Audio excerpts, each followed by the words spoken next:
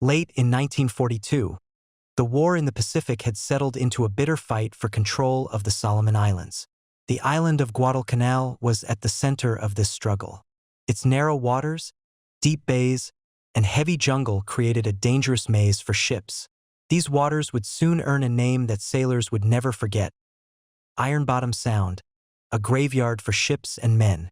For months, the Imperial Japanese Navy had ruled the night. Their destroyers were fast, well-trained, and armed with the deadly Type 93 torpedo, known to the Allies as the Long Lance. These torpedoes could travel farther and hit harder than anything the Americans had. Japanese tactics were built around stealth and sudden attack.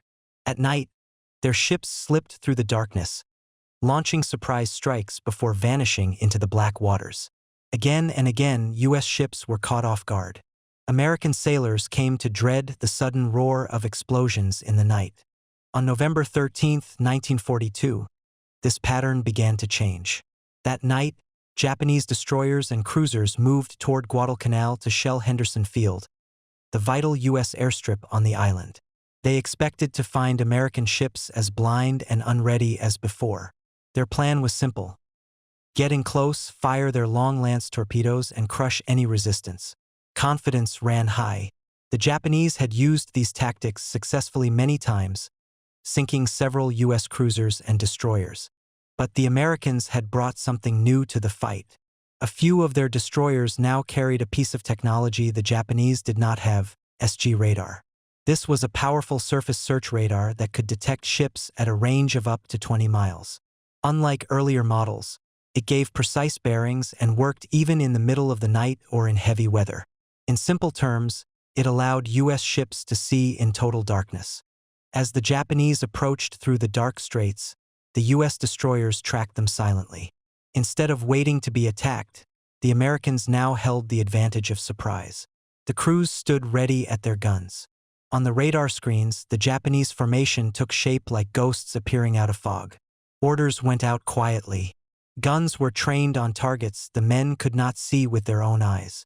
When the moment came, the Americans opened fire first. In an instant, the night erupted.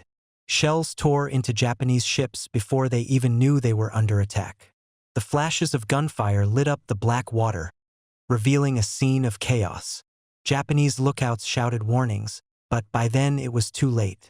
Ships that had been moving in perfect formation a moment earlier were suddenly hit and burning.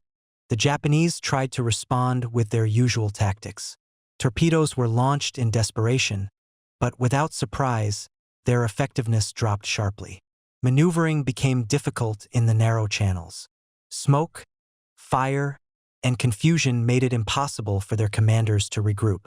What had once been their greatest strength, stealth and coordinated night attacks, was gone. On board the Japanese ships, shock set in. Many sailors had never been under heavy gunfire before even sighting an enemy. Some believed the Americans had developed a new kind of weapon or had somehow been guided by supernatural means. Officers shouted orders, trying to impose control, but communications broke down. Ships collided as they tried to avoid incoming shells. The water around them was soon filled with wreckage and oil fires. For the Americans, the scene was no less intense, but this time they were the hunters, not the hunted. Crews worked their guns with grim focus. The advantage of radar meant they could fire with accuracy even when visibility was near zero. Sailors who had spent months fearing night battles now saw the tide turning. Still, the cost was high. Some U.S. ships took hits from torpedoes or stray shells. Even with the advantage of radar, fighting at such close range remained brutal and deadly. The battle raged for hours, but by the end, the Japanese had suffered heavy losses. Several of their destroyers and cruisers were sunk or badly damaged. More important than the physical losses was the psychological blow. Japanese commanders realized that their prized night fighting tactics had been exposed and defeated. They could no longer count on surprise to give them victory. The change did not happen all at once. Over the next few months, during a series of night battles in the Solomon Islands, the Americans refined their radar tactics. By March 1943, during the Battle of Blackett Strait, the difference was clear. U.S. destroyers intercepted a Japanese force attempting another supply run. Guided by radar, they struck first and hard. The Japanese ships were caught completely unprepared, and 2 destroyers were sunk before they could mount an effective counterattack. As word spread, Japanese sailors grew wary of night battles. What had once been their favored method of attack now carried heavy risk. Commanders hesitated, knowing that the enemy might be watching them even in total darkness. American crews gained confidence, knowing that their radar gave them the upper hand. The dark, narrow waters of the Solomon Islands were no longer a one-sided hunting ground. This shift in the balance of power came not from sheer numbers but from technology and adaptation. Radar had turned the tables. In late 1942, the Japanese had believed they were advancing unseen, ready to unleash sudden destruction. By early 1943, they were the ones stumbling into deadly traps. The quiet hum of radar screens had replaced the frantic shouts of lookouts, and the course of the naval war in the Pacific began to change in ways that would be felt far beyond the waters of Guadalcanal. The Imperial Japanese Navy entered the Pacific War with a clear plan. Japan could not match the United States in production. The American industrial base was too large.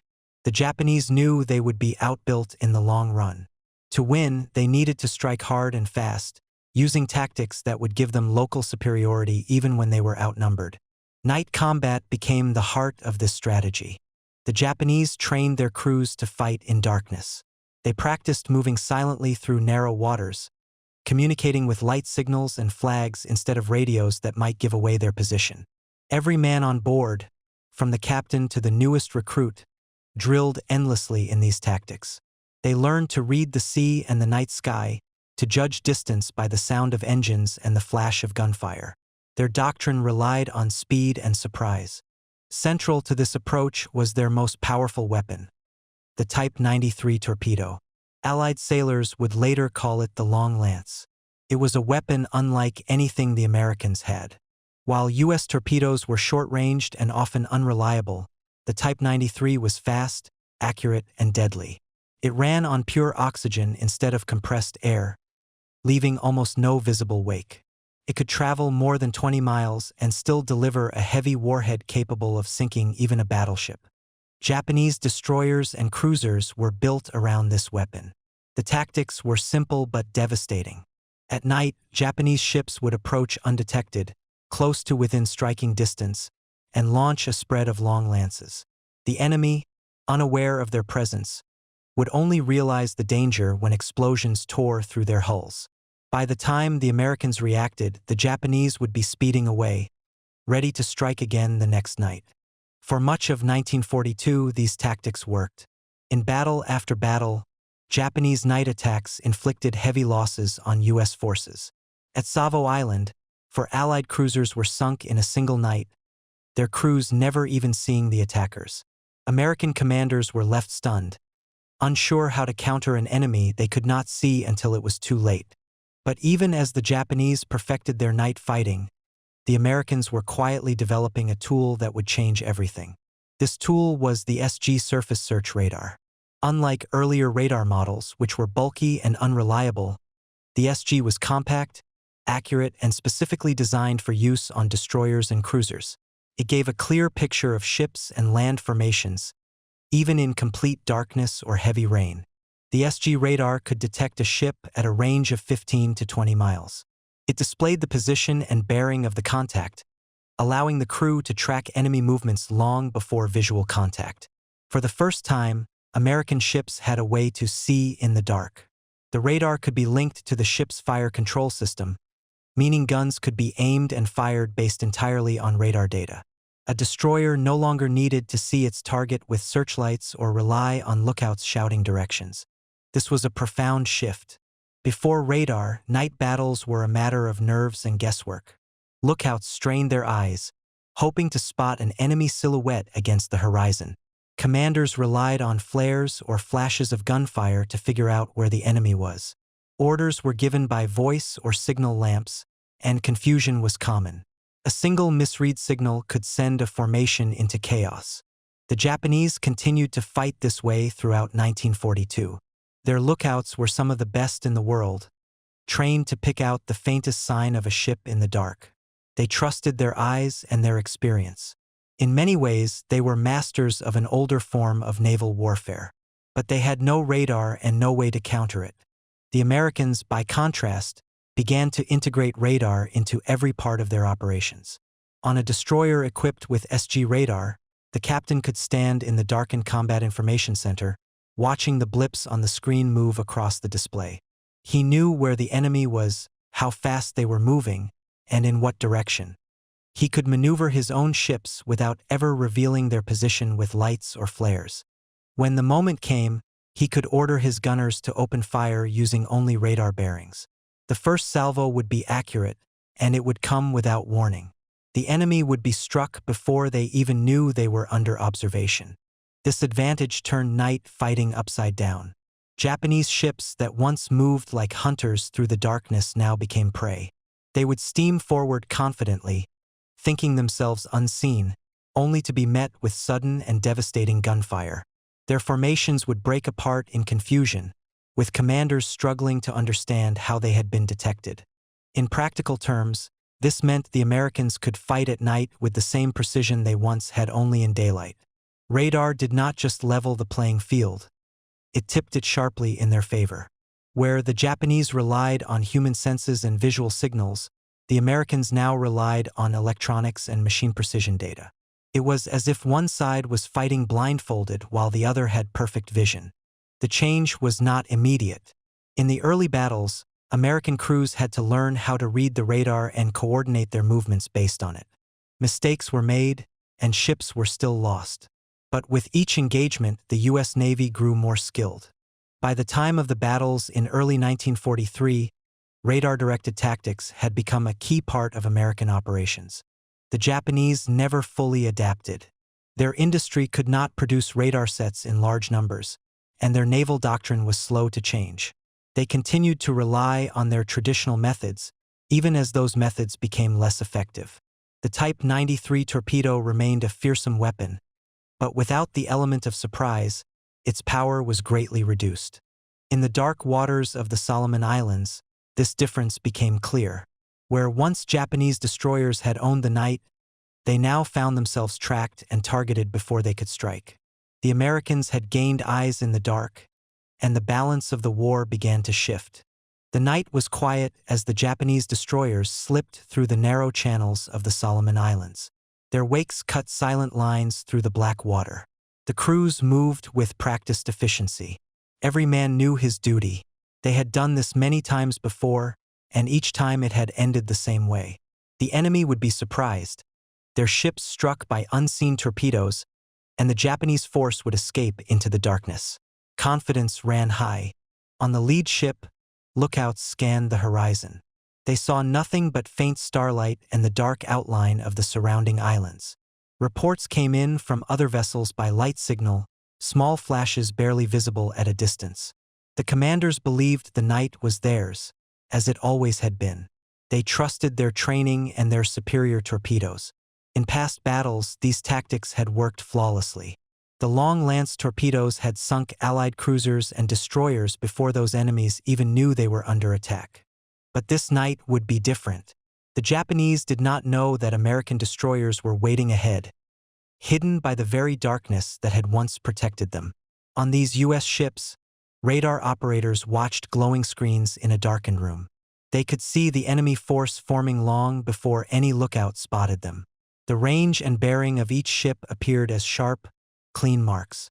Orders were passed quietly through the combat information center. The captains maneuvered their ships into position without using lights, radios, or flares. The Japanese continued forward, unaware. Their formation moved like a single living thing, lines perfectly maintained as they prepared for their torpedo run. They expected to strike at close range, to catch the Americans by surprise, and to vanish again into the night. Suddenly, the calm was broken. U.S. destroyers opened fire at once, their guns guided by radar. In an instant, the silent night became chaos.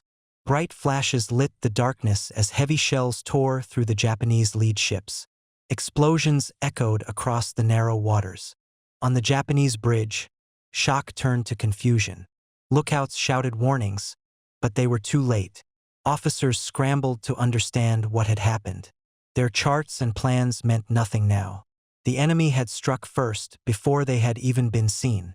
In the sudden glare of burning ships, Japanese sailors saw the outlines of American destroyers where none should have been. Orders were shouted, but the noise drowned out voices. Communications broke down almost immediately. Some ships turned one way, others another. Carefully practiced formations fell apart in minutes.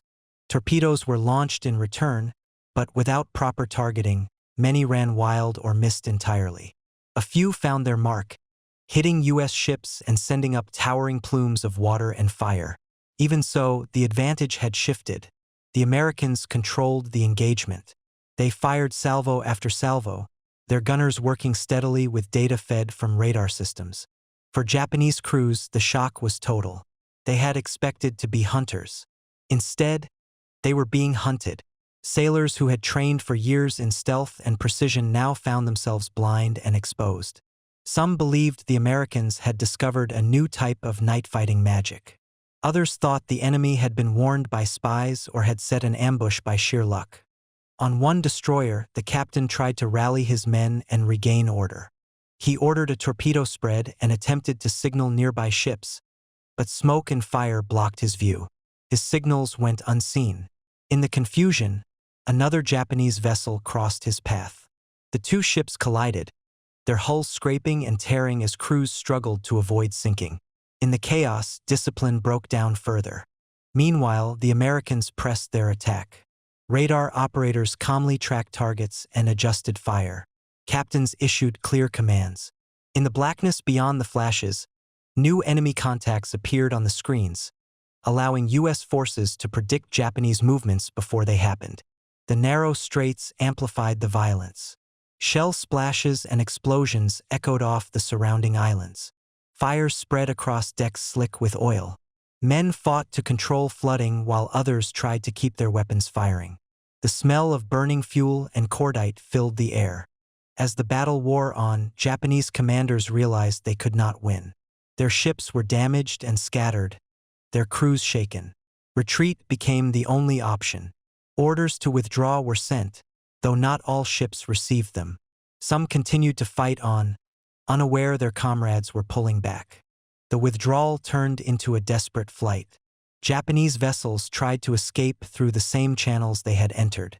American ships pursued, striking again and again as radar guided them through the darkness. For the Japanese, it felt as if the Americans could see them even when they themselves could not see ahead.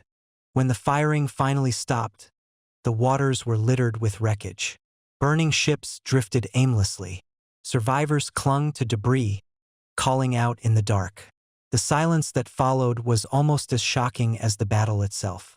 For the first time, the Japanese night-fighting doctrine had failed completely.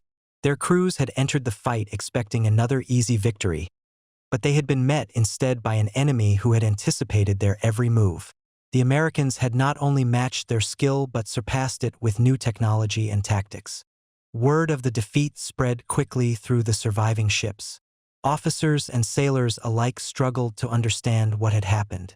They had always believed that darkness belonged to them, that the night gave them power. Now, it was clear that the Americans had stolen that advantage. The confidence that had carried Japanese forces through so many battles began to crumble. No longer could they trust that surprise and speed alone would bring success. From that night on, they would enter battle knowing that they might be seen before they ever saw their enemy, and that knowledge weighed heavily on every man who sailed into the dark waters of the Solomons. The battle ended in darkness, but the silence that followed was unlike any the sailors had known before. On the decks of the U.S. destroyers, men stood at their stations, breathing hard, ears still ringing from the thunder of their own guns. Smoke drifted across the water, lit by the glow of burning ships in the distance. For many of these sailors, it was the first time they had come out of a night battle with more of their own ships afloat than lost. There was relief, but it was a quiet, stunned kind of relief. The men had spent months living with fear every time the sun went down. They remembered nights when Japanese destroyers had struck without warning, when the water had erupted with torpedo hits, and their own ships had been shattered before anyone even saw the enemy. Some of these men had watched friends disappear into dark waters without a trace. Now, for the first time, they had struck first.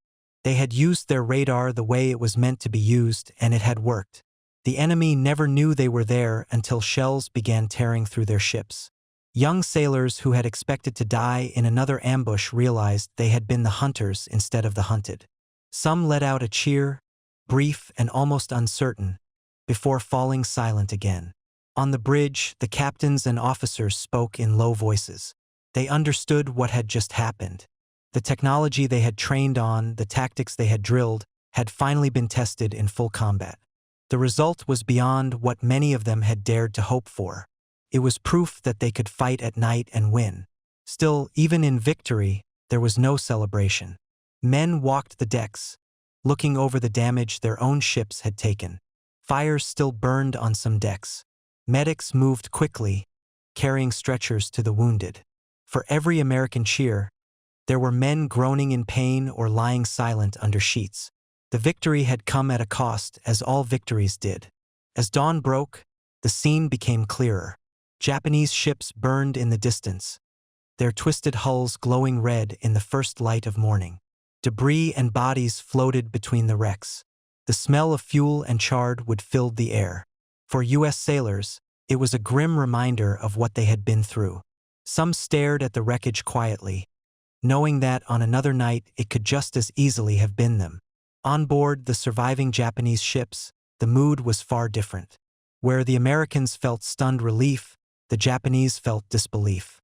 In the hours after the first salvos, they had struggled to understand what had happened. Many had not even seen the enemy before the shells began to fall. To them, it was as if the Americans had been waiting in total darkness with some unnatural ability to see through the night. Survivors told stories of ships being struck from miles away, of entire sections of their formation breaking apart before they had fired a single shot. Some swore that the Americans had used a secret weapon beyond anything they had imagined.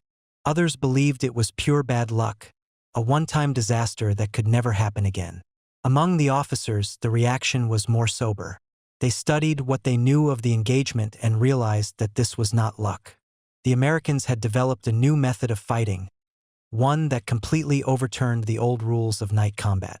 The tactics that had given Japan an edge since the beginning of the war had been rendered useless almost overnight.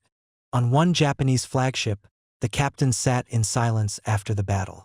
Reports came in slowly, each one worse than the last. 2 destroyers lost. Another cruiser badly damaged. Hundreds of men missing or dead. He had led similar attacks before and returned victorious. Now he faced the reality that the very doctrine his navy had relied on had failed. The enemy had seen them first and struck without warning, exactly the way his own force had once done.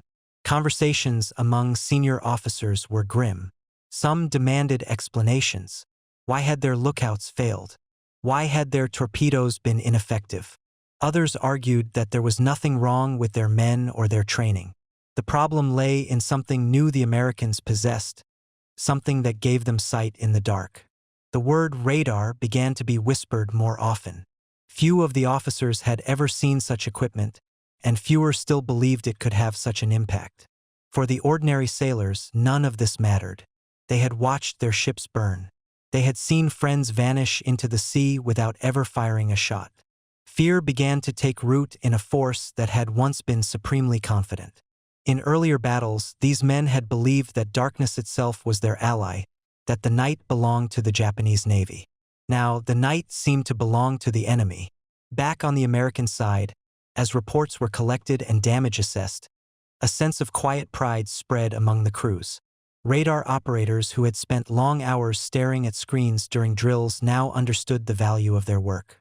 Gunnery teams, once nervous about trusting data they could not see with their own eyes, had witnessed firsthand how accurate radar-directed fire could be. The victory did not erase the memory of past defeats, but it gave the men something new: belief. They knew they could stand against the Japanese in the dark. They knew that the fear that had haunted every sunset could be faced and beaten. Even as they tended to their wounded and repaired their ships, the sailors felt a weight lift. They had seen the enemy break for the first time, and they understood that the war had changed. The Japanese commanders understood it too. They returned to their bases with damaged ships and shattered crews. The battle reports made it clear. The Americans had struck first not by accident but by design. The night had once been the weapon of the Imperial Navy. Now it had turned against them. The battles in the dark waters around Guadalcanal had once belonged to the Japanese. Their destroyers and cruisers had ruled the night, slipping through narrow channels and striking without warning. For months, U.S. ships had been caught off guard, sunk before they could fight back. That era ended the moment radar changed the nature of night combat. In the weeks after the first successful radar-directed ambush, the balance began to shift. American commanders studied the battle reports carefully. They saw how their destroyers had been able to detect, track, and strike before the Japanese even knew they were there. It was no longer a question of surviving a night attack. Now it was about using darkness as a weapon, the same way the Japanese had done since the war began. Orders went out across the fleet. Every available destroyer was to be equipped with SG radar as quickly as possible. Crews trained day and night on how to fight using radar alone. Combat information centers, once secondary spaces on a ship, became the heart of operations. Young officers learned to read radar screens and translate that data into precise orders. Gunners drilled on radar-directed fire control, trusting information they could not see with their own eyes. The Americans developed new tactics to match their new tools. No longer would they wait in defensive positions. Instead, they would actively hunt the enemy at night. Destroyer squadrons began moving in silent formations, guided entirely by radar. Without using lights or flares, they could close in on a Japanese force, strike first, and withdraw before the enemy could respond. It was a complete reversal of the old pattern. For the Japanese, the change was jarring. In the early months of the war, their night attacks had been their greatest strength. They had built an entire doctrine around speed, surprise, and the devastating power of the long-lance torpedo. Their crews were trained from the start to fight in darkness, relying on human senses and visual signals. They had assumed this advantage would last throughout the war. When radar appeared, their tactics began to fail. Japanese commanders tried to adjust. They pushed their lookouts harder, hoping to spot the Americans before being detected. They experimented with new formations and maneuvers, but no amount of training could match the precision of radar. The Americans could see through smoke, fog, and darkness. They knew exactly where every ship was, even when the Japanese thought they were hidden. The problem was not just tactical. It was also industrial. Japan could not produce radar sets fast enough to equip its fleet, and the models they did have were less advanced than the American SG. While a few capital ships received basic radar units, most destroyers and cruisers continued to fight the old way. Even when a Japanese ship carried radar, its crew often lacked the training to use it effectively. This technological gap grew wider with every month. U.S. shipyards turned out new destroyers equipped with radar as standard. Replacement crews were trained on radar tactics before they ever saw combat. By the middle of 1943, radar was no longer an experiment. It was the foundation of American night fighting. The shift in power showed itself in every battle. At the Battle of Blackett Strait in March 1943, Japanese destroyers attempted another supply run under cover of darkness. American ships detected them at long range and moved to intercept. The Americans opened fire first, sinking 2 Japanese destroyers before they could launch an effective torpedo strike. It was a textbook example of the new tactics at work. From that point on, the Japanese lost the ability to dictate the terms of night engagements. Each attempt to slip past the Americans ended in disaster. Even when they managed to land supplies or reinforcements, it came at a heavy cost in ships and men. The narrow waters of the Solomons, once their hunting ground, had become a deadly trap. The psychological effect was profound. Japanese sailors who had once believed the night was their ally now feared it. They no longer knew when or where the enemy might strike. Rumors spread through the fleet about American ships that could see in the dark, ships that fired accurately without ever being seen themselves. Morale began to drop. Among senior officers, the frustration ran deep. They understood that their edge had been based on surprise. Without it, their numerical disadvantage was exposed. Each loss weakened their ability to challenge the Americans in the Solomons. They watched as their forces dwindled while the Americans continued to grow stronger. On the American side, confidence grew steadily. The crews who had once dreaded night battles now sought them out. Radar operators became highly valued members of every ship's company. Captains trusted the data they provided, using it to make bold maneuvers even in pitch darkness. The fear of the unknown that had haunted the early months of the campaign began to fade. This change allowed U.S. forces to take the initiative. Instead of reacting to Japanese moves, they began planning their own night attacks. Convoys and reinforcements moved under cover of darkness, protected by radar picket ships. Japanese supply runs, once unstoppable, were cut off and destroyed. The tide of battle turned gradually but decisively. By the summer of 1943, the Japanese command knew the truth. Their prized night fighting doctrine, built over decades, no longer worked. The Americans had not only matched their skill but surpassed it through technology and adaptation. Darkness no longer offered safety. Instead, it became a place of danger and defeat. Every battle after that reinforced this reality. Each night engagement that ended with burning Japanese ships and retreating survivors drove home the same lesson. The balance of power in the Solomon Islands had shifted permanently. The Americans were no longer defending against surprise attacks. They were now the ones setting traps, striking first, and leaving their enemy broken and confused. The strategic consequences went beyond the immediate battles. With control of the night, the U.S. Navy could secure vital sea lanes and support its ground forces on Guadalcanal and other islands. Japanese attempts to reinforce their positions became increasingly costly and ineffective. Slowly, the initiative slipped from their hands. What began as a technological edge became a complete transformation of the campaign. The Japanese had relied on darkness to mask their weakness in numbers and production. Once that mask was stripped away, their losses mounted. The night, which had once promised victory, now delivered only defeat. When the night battles of the Solomon Islands ended, the lessons they taught spread far beyond those dark waters. The sudden shift from Japanese dominance to American control did not come from a single battle or a lucky strike.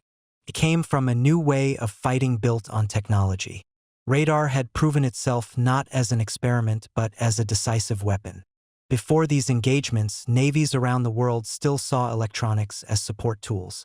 Radio provided communication, and early radar units gave warning of aircraft or incoming weather, but they did not shape tactics on their own.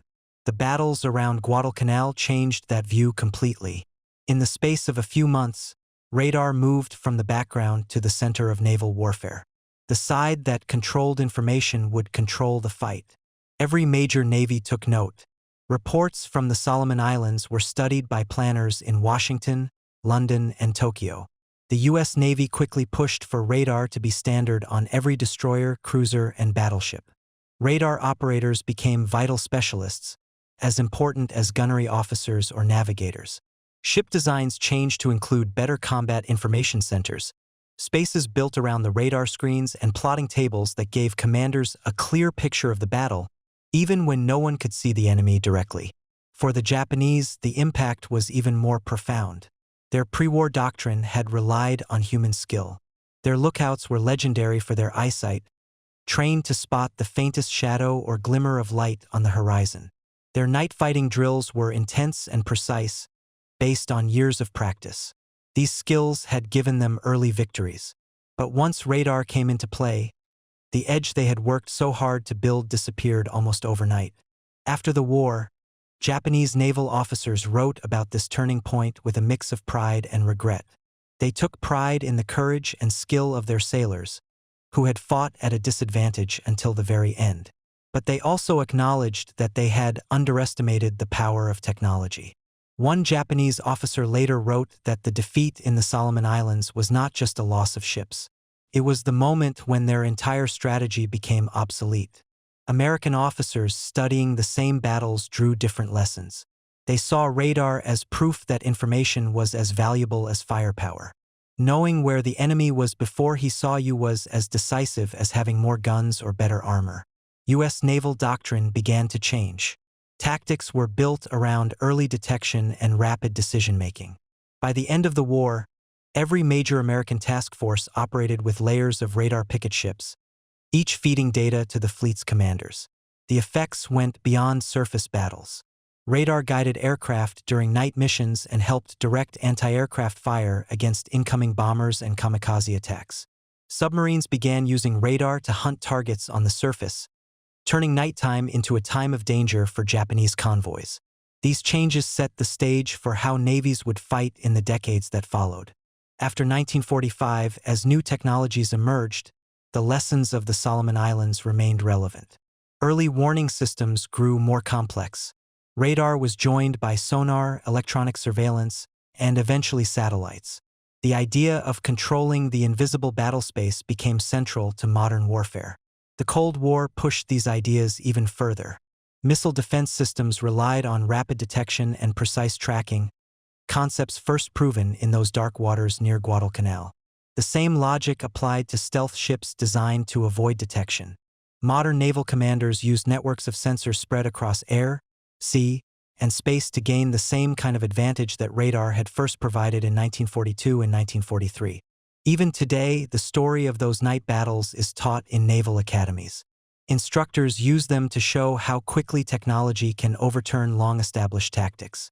The Japanese had decades of experience in night combat, yet a single new tool erased that advantage in a matter of weeks. The Americans, who had been losing heavily, adapted faster and gained the upper hand. For sailors and officers in training, the lesson is clear. Never assume that skill alone is enough. Skill matters, but it must be matched with innovation. The men who stood on those radar-equipped destroyers learned this lesson through blood and fire. They trusted a new device that gave them a glimpse of the unseen, and it changed the course of the war. Personal accounts from veterans on both sides capture the human side of this transformation. An American radar operator recalled the first time he watched enemy ships appear as small glowing blips on his screen. He remembered firing data to the gunners and then hearing the distant explosions when the shells hit. To him, it felt like the first time they had been able to fight on equal terms. On the Japanese side, a survivor described the confusion of being under attack from an enemy they could not see. He spoke of the terror of hearing shells whistle overhead and seeing ships around him explode without warning. To him and his comrades, it felt almost supernatural, as if the Americans had gained some unnatural sight. These experiences shaped how both nations thought about warfare. After the war, Japan rebuilt its navy with a focus on electronics and detection. The United States continued to expand its technological edge, investing in research and development that would produce new generations of sensors and weapons. The legacy of those battles is not just in the ships sunk or the territory gained. It is in the shift from fighting with what the eye could see to fighting with what machines could reveal.